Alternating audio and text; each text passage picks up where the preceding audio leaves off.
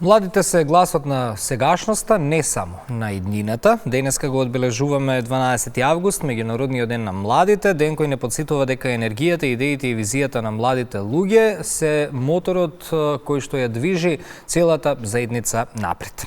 Утрово ќе ја поздравиме нашата прва соговорничка во студиото, со која што ќе отвориме тема поврзана за младите, Савче Ѓошева, студентска правобранителка на УКИМ, која се бори студентскиот глас да се слушне и почитува. Секако ќе зборуваме за правата, предизвиците, но и за надежите на младите денес. Савче, добро утро и добре не дојде. Добро утро, Ване, добро те најдов и благодарам за поканата. Ајде малку да го објасниме поимот студентска правобранителка. Нешто што не е во традицијата на нашето образование. Мислам дека и нова така како функција. Позицијата студентски правобранител беше всушност многу повеќе афирмирана со донесувањето на Законот за високо образование во 2018 година и всушност тогаш оваа позиција се истакна и оствари се понуди можноста на студентите да имаат место каде да се обратат секогаш кога нивните права ќе бидат прекршени. Така што еве јас сум трета студентска правобранителка избрана по ред, пред мен имало две последователни студентски правобранителки кои што нели нивните вложувања резултирале до тоа денес да позицијата што повеќе и повеќе е препознаена од страна на студентите и сметам дека се уште има работа и баш ваквите можности нели да гостуваме во емисии всушност ни отвараат и поголем пристап и до младите, но и до пошироката јавност да бидат запознаати со овој механизам на заштита на правата на студентите, односно каде студентите можат да се обратат. На колку време се менувате? На 2 години.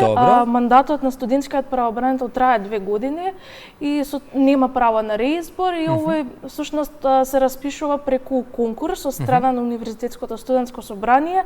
На тој конкурс нели се пријавуваат оние кои што се заинтересирани за позицијата.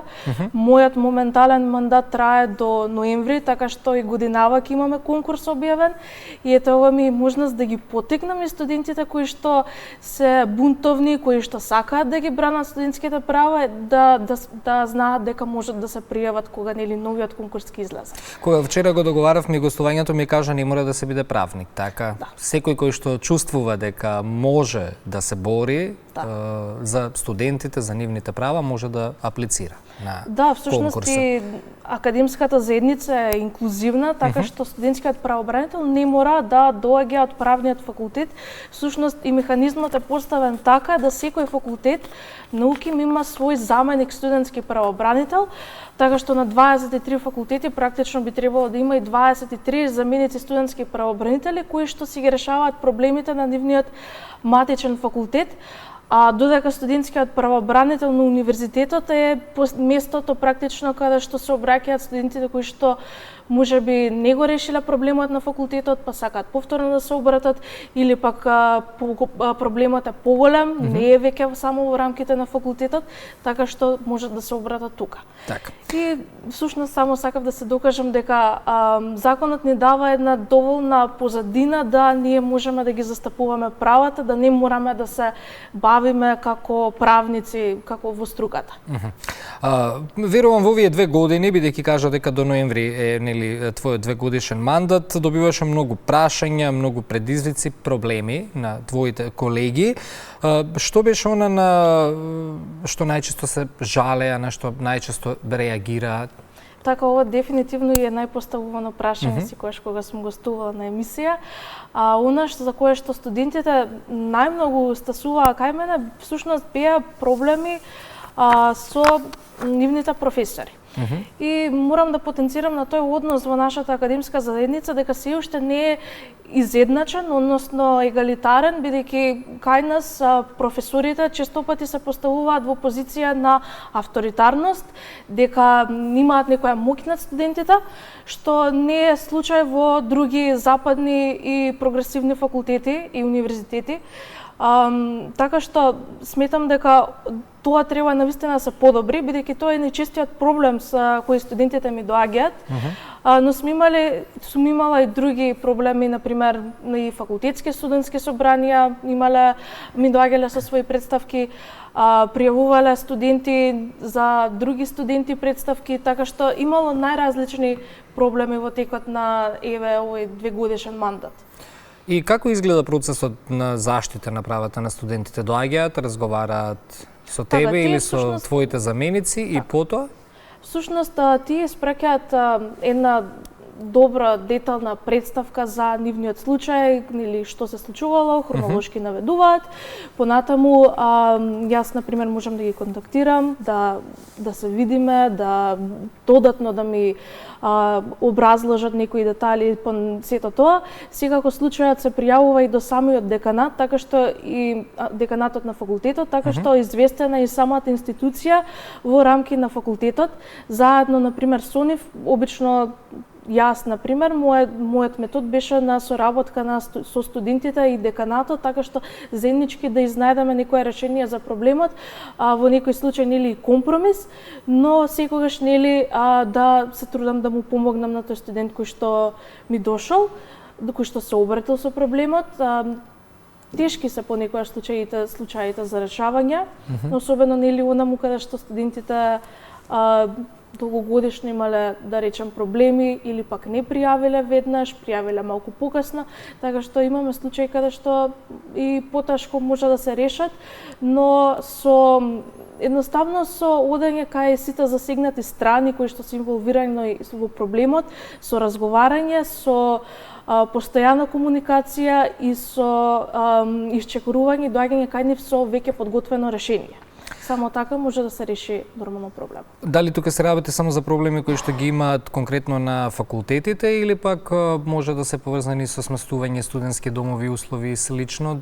Кои проблематики целосно ги опфаќате или само кон делот образование и факултети, професори? Па видете, студентскиот правобранител има надлежности над својот универзитет, односно факултет. Така што и проблемите би требало да доаѓаат само од таму. Но не било нечесто дека доаѓале студенти со проблеми, например со сместување, проблем со стипендија, биле одбиени, сметаат дека неправедно се одбиени, проблеми со јавниот превоз. Иако, например, немам надлежност, јас се трудав да асистирам, барем да ги насочам каде треба да се обратат или пак дополнително да контактирам други лица кои што би можеле да им помогнат, така што и сметам дека и тука студентскиот правобранител има своја улога. Така. Кои се најголемите предизвици со кои се соочуваат твоите колеги на УКИМ во моментов? Дефинитивно проблемите на студентите се повеќе бројни. Еве, најпрво ќе кажам дека се уште не сме универзитет кој што е дигитализиран, така што тоа создава дополнителни маки за студентите и огромни редици кои што не би требало да се случуваат. Се надевам дека од оваа академска година барем некои процеси, барем неве во делот на електронски индекс веќе ќе бидат средени, така што тоа ќе биде олеснато. Понатаму студиите кај нас, например, не се интернационализирани. Ретко имаме соработка со други факултети, освен преку Еразмус мобилности, преку Цепус мобилности.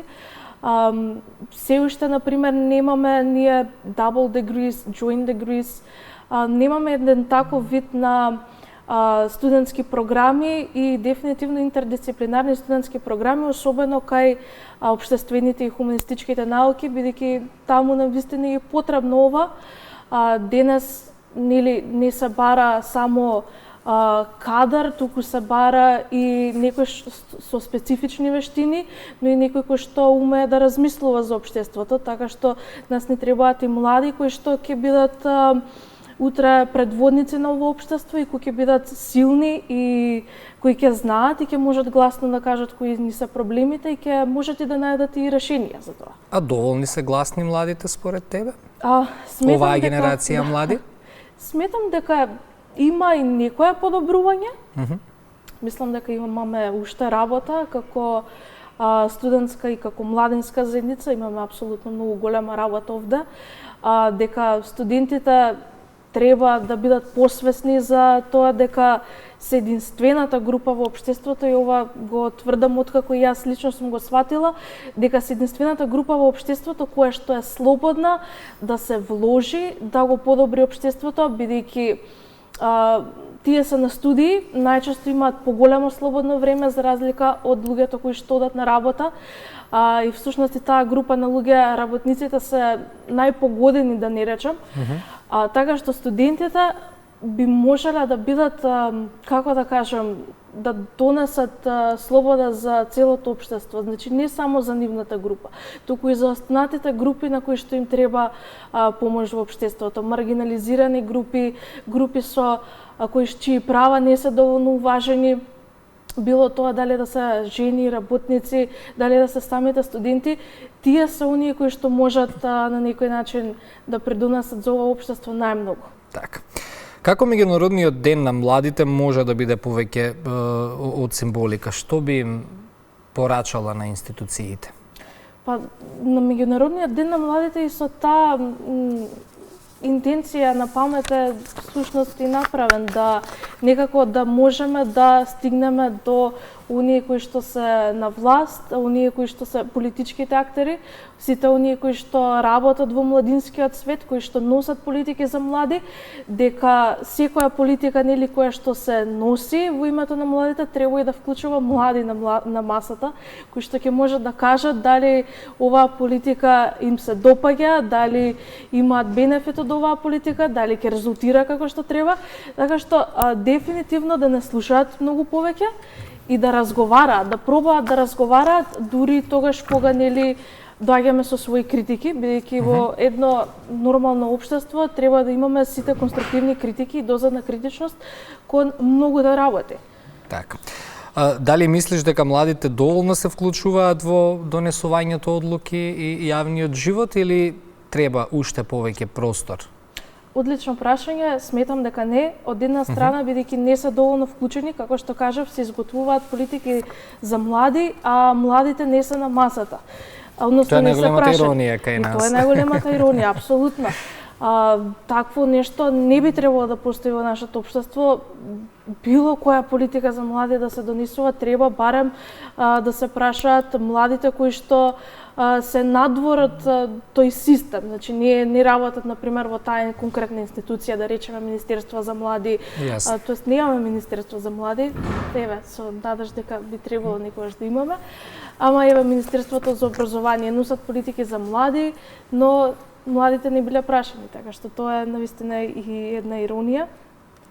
Од друга страна, сметам дека кај голем дел од млади постои некоја апатија, всушност би рекла повеќе дека тоа е резултат дека нема доверба во институциите, дека не сметаат дека можат нели некако да се дека немаат простор како да се вклучат. Така што и од двете страни треба да се разбуди едната страна желба да се вклучат, а од другата страна дека потреба да бидат вклучени. Така. Благодарам многу што споделивме некои размислувања, некои ставови на младите. Се надеваме на нивна поголема вклученост во донесувањето одлуки и јавниот живот, бидејќи гледаме многу примери низ регионот и низ светот дека младите знаат да бидат навистина голем двигател на големи позитивни промени во општеството. Тоа низ историјата ни се покажало многу пати. Апсолутно, ти благодарам и за оваа покана уште еднаш и би сакала само за крај да додадам дека она што ни се случуваше во нашето соседство баш треба да ни биде пример дека можеме како млади нешто да направиме во општеството и тоа им го порачала на сите млади да посакаат да размислуваат и да размислуваат за начини како да се вклучат во своето општество. Благодарам многу за гостувањето. Благодарам. Беше тоа Савче Ѓошева, студентска правобранителка на УКИМ. На тема млади ние продолжуваме и по 8 часот, а овој блок ќе го заокружиме со уште еден прилог кој што не носи убава, инспиративна и младешка енергија. Колешката Јаглика Петковска разговараше со Давор, истакнат млад уметник. Повеќе за ова во следниве минути пред 8 часот.